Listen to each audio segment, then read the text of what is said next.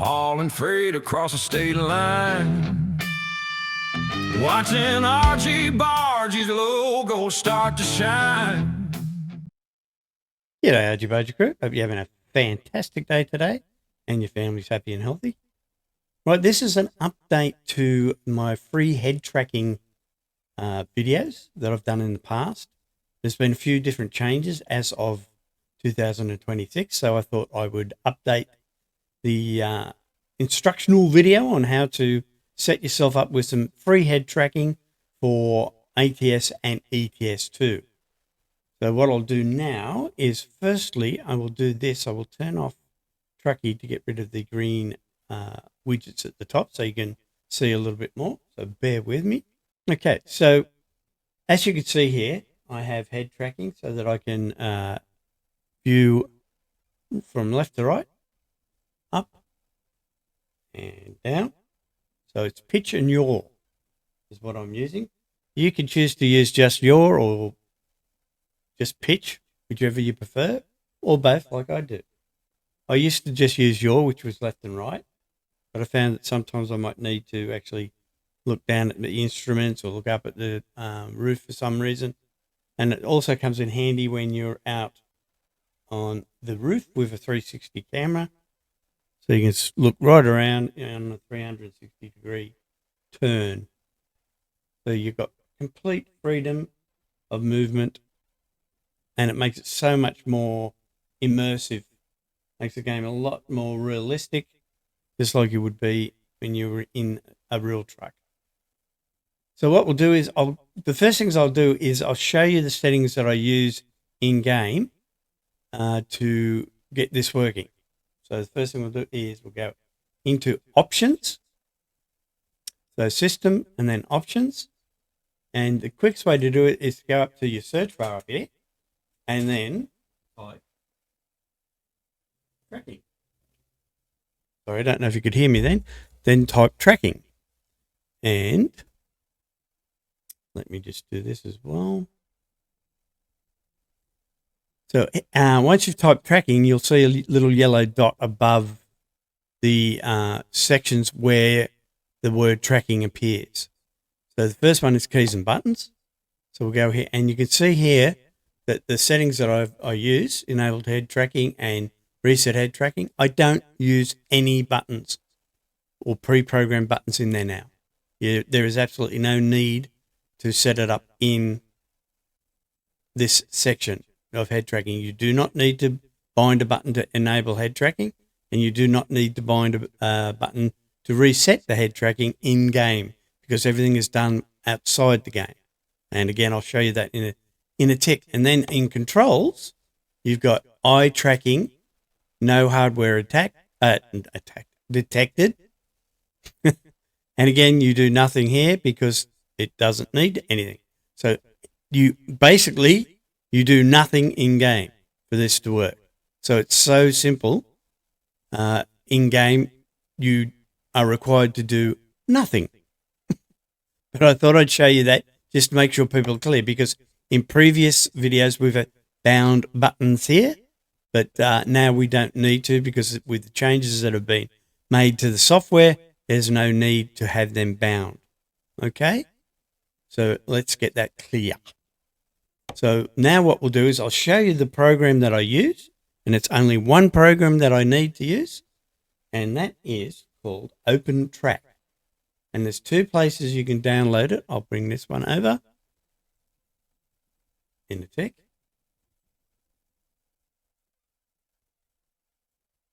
Okay, so OpenTrack from Softonic, or OpenTrack from GitHub, whichever one you prefer to download from. I will leave a link in the description to both Softonic and GitHub. If you're going through GitHub, make sure it's the latest version of the OpenTrack that you're using, which is at this moment, at the time of making this video, it is 2026.1.0 is the latest one. And then you would just simply choose which of these downloads you want to download. I would recommend the Setup X OpenTrack 2026 10 Win32 Setup X. I would recommend that, but you can download whichever one you prefer. Okay? And then once you've downloaded it, it's just a matter of installing it. And it's quite simple to do. I'm not going to run through how to install it. Again, it's just a matter of downloading, then clicking on this, and it will run you through the install process. Okay? So that's quite simple. And then once you've done that, you will end up with this program here. Okay? So it will open up and it will look exactly like this. And it's called OpenTrack. You'll need a web camera. Okay, I'm at the moment using a PS3, where are we? PS3i camera, which is an old PS3 or camera from a PlayStation 3, believe it or not. I picked it up for $10 off of eBay, but you can use any webcam. You can use your laptop camera. You can use a phone camera to do this. So any of those. Now, I'll go through all these settings step by step so that you can see how to set it up for your system and make sure that you're getting the right settings and the right programs that you're using. All right, so once you have this open, the first thing you want to do is you want to check your input, your output, and your filter. Your input should be neural net tracker. Okay, so you'll click the drop down. There's a whole heap of programs to choose from inside here. I use neural net tracker. People might tell you to use something else, and if you want to, that's up to you. But I use neural net tracker, and it works fine. And I found that for me, it's the only one that I should use. Then in the output, I use FreeTrack 2 Enhanced. FreeTrack 2 Enhanced. Okay. And then in your filter, I use Acela or Acela. Now, some other people have said to use, I think it was neural movement. But again, I found that for me, Acela is the best one that works for me. All right. So they're the programs you use. Input, neural net tracker. Output, FreeTrack 2.0 Enhanced, and Acela for the filter. You then have your settings buttons on each of them that you can get to. And I will show you what to do with those. And again, it's very simple. So neural net tracker, you'll click on the settings. This is where your camera will be.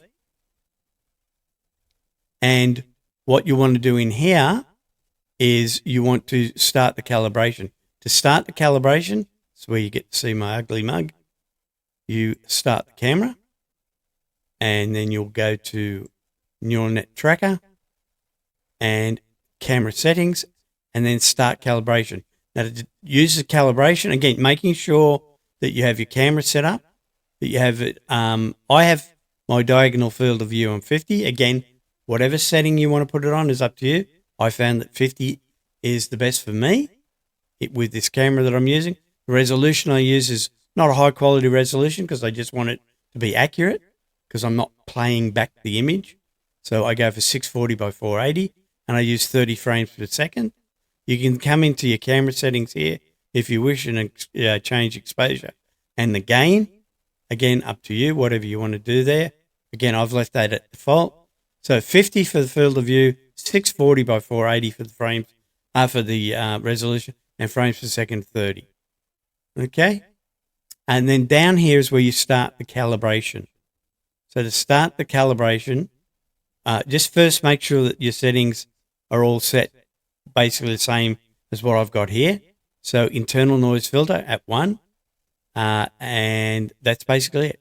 Make sure that they are the same as this, and you should be fine. Then start the calibration. Once you click calibration, simply move your head in yaw and pitching movements until it tells you everything is ready to go, which it says here now, good, and I stop. And now it will automatically calibrate everything for you here. And what this is to set up, as you can see here, use only yaw and pitch while calibrating. Don't roll or change position. All right. So as you can see here, again, start the calibration. Go for your yaws, which is left and right, and your pitch, which is up and down, and then stop, and your settings will be set for you. And this is just telling the program where you are positioned from the camera, etc., etc. And then that's all you need to do in this section. And then in, if we go to options, we'll go here. Now, this is where you set up your buttons to control your camera. Okay, so for your center button, choose a button that you will be using to center the camera. So that means that if it's off center, you can choose a button here and bind it to the centering of the camera. So I'm using one of my joystick buttons. It's actually a farm stick that I've got set up on the side here, and I bound it to the 21 button on that joystick. And then here, this is the toggle button. This is to toggle the OpenTrack on and off. So to use this, all you've got to do is, again, pick a button. Again, I've picked button 18 on my joystick, and I've bound that to it. So again, all you've got to do is go bind, choose the key that you want to bind, and then it'll be automatically bound to that button. So they're the only buttons that you need to bind in OpenTrack. Then down here, I have center at startup, centering method, point. Okay, so what that means is when I start OpenTrack, it will automatically center to where I'm sitting. So when I start OpenTrack up, I make sure I'm facing my camera directly on where I would be normally sitting, and it will then automatically center the camera to my position. Then I click minimize to tray at startup. So when I do start up the computer, OpenTrack will start up and then minimize itself to the tray, the task tray. Okay, and then I click OK, and that section's done. Whoops, I'll go back here again. Now with output, again, like I say, I'm using yaw and pitch, and everything else is disabled. Okay, again, you can choose to either just go yaw or just go pitch or go both. I use both, yaw and pitch. Again, remembering yaw is left and right, pitch is up and down. I don't do anything in here, I leave that, and I don't do anything here, I leave that. This is all left at default. Then game detection, and this is where some people have problems. I use game so that when I start a game, OpenTrack will automatically start because it sees these games. Now, to set this up, what you do is you click these three buttons and then go to, for example, this is American Truck Simulator, then you would go to wherever your Steam folder is, okay? Your Steam library folder, not your American Truck Simulator folder, which is in your documents, not that one, all right? What you would do is you'd go to where your Steam library folder is. Okay, so my Steam library folder is here. I'd then click on that, go to Steam Apps, and I would go to Common, and I would find American Truck Simulator, Bin, Win64. There it is there. I would then open that, and it is now placed in there, and it is synced to the profile that I'm using. And I'll show you how to set up a profile as well. Okay? So that's how you would find the games that you want it to start up in. Again, the same with ETS2. I'll show you how to do that. And so you go to where your Steam library is. Click on that. Steam Apps, Common, find Euro Truck Simulator. which is there. Go to bin, go to Win64, find that, which is the executable, and open it, and now it is synced in to this profile. So relative translations, I do nothing in here. I leave it at default. Tracker, like I say, we've set that up. We've done the calibration. Filter. Now, this is where a lot of people go wrong. They leave the filters at default, or they play with it. I put smoothing as high as I can. I put on both. So on yaw and pitch and roll, I put it up. On XYZ translation, I put it right up. And then I put a dead zone of 0.01 and a dead zone of 0.05. They are the settings that I put in filter. Okay? So again, shortcuts, find your buttons, output, yaw and pitch, leave everything at default. Game detection, I showed you how to do that and to use these, this profile. Whoops, wrong one. Make sure you got the correct profiles. And again, I'll show you how to set up the profile in a minute. Relative to translation, I leave blank. Tracker, again, we go through and do the calibration. Filter, all the way up, 0.1, sorry, 0.01, 0.05, all the way up. That's it. Then click OK. Now to set up a profile, what you've done now with the all these settings, you would then click on profile and you would say create new empty config.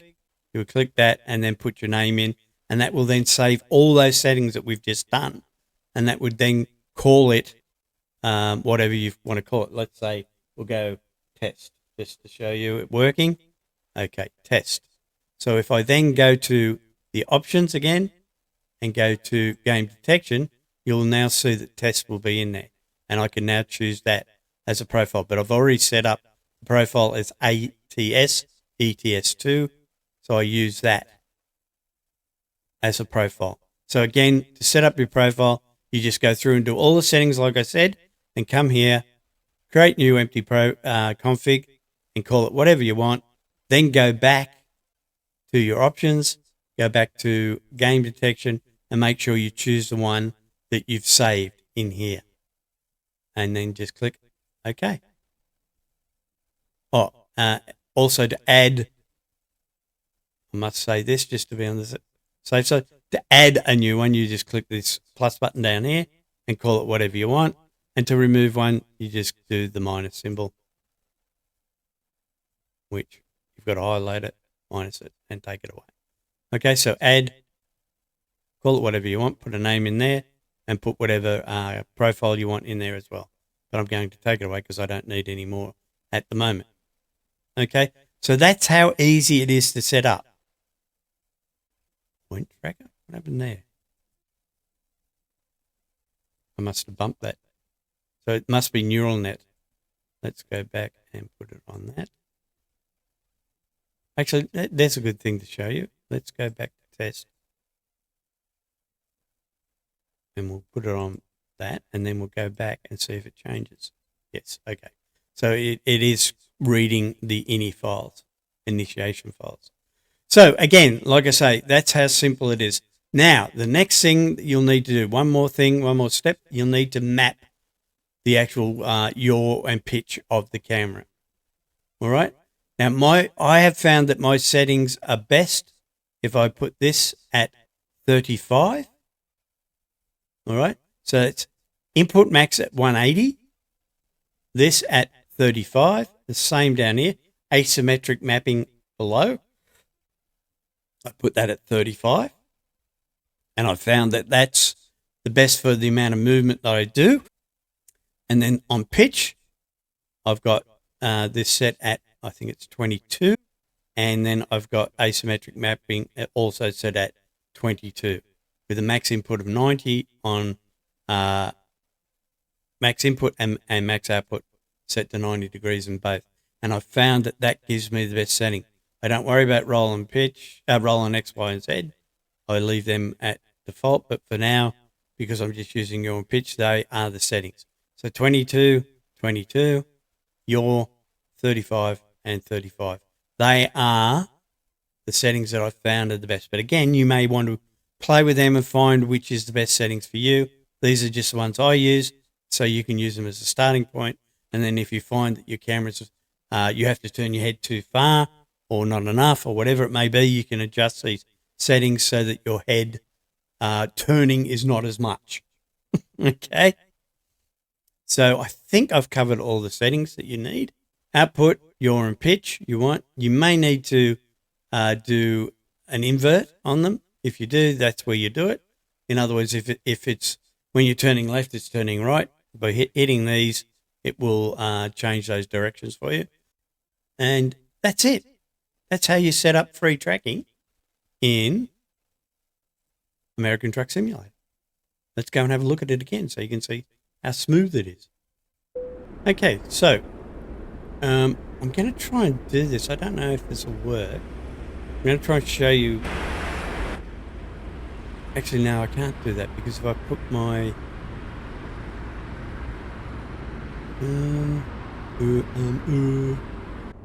no, I can't. I was going to try and put OpenTrack on this screen so you could see how far I had to turn my head. But the problem with that is it basically stops the in-game use of it because it's the main. It puts the focus on the OpenTrack, not the game. Hard to explain, but I couldn't do it. But what I'm doing, what I'll explain to you is, I'm looking right around to the rear driver's side of the vehicle, and then I can look right around to the back of the vehicle, interior-wise. And all I'm doing is I'm turning my head slightly to the left, not very far at all, okay, because of the way I've got it set up. In fact, I can show you that, but I can't show you the movement of the truck, but I can show you it. I'll bring OpenTrack over. Okay, so if you look now, you can see that when I move my head, I'm only moving it slightly. And if you look at the purple octopus, or pink octopus, you can see how far it turns up, down, okay? And you can see just how far I have to turn my head, which is minimal amount of turning to get it to turn. So again, I'm not cranking my neck to get around to see the back of the truck, and I'm not cranking my neck to get around to see inside the sleeper. And if I go outside on the roof, I'm not cranking my neck to see all the way around. I can still see the screen. I'm basically just turning my head probably 30 degrees at the most. I don't know how to say it. I think that's what it is. And again, seeing all the way back around, I'm turning it slightly to the right, slightly to the left. Not all the way around, cranking my neck, if you know what I mean, because of the adjustments I've set. And it's very smooth, as you can see. Let's jump back in the cab and you can see how smooth it is. It has a few little jitters here and there, but it's quite smooth. And looking up, looking down, looking around. And it's fantastic when you're playing the game. It just makes it seem so much more realistic. Okay, so that's it, guys. If you've got any questions, ask them down in the comments below, or pop over to our Discord channel.